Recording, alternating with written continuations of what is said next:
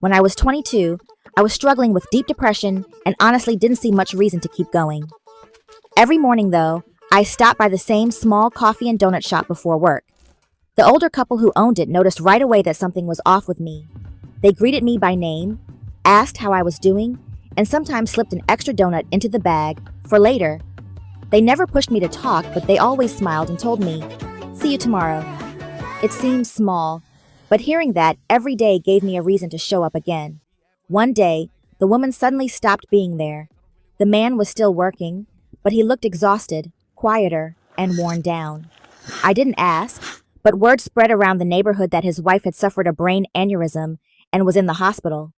People tried to raise money for him, but he politely refused and kept working long hours to keep the shop open. So the community found another way to help. Every morning before sunrise, people lined up outside the shop. Within minutes, every donut was sold out. That way, he could close early and spend the rest of the day at the hospital with his wife. This went on for weeks.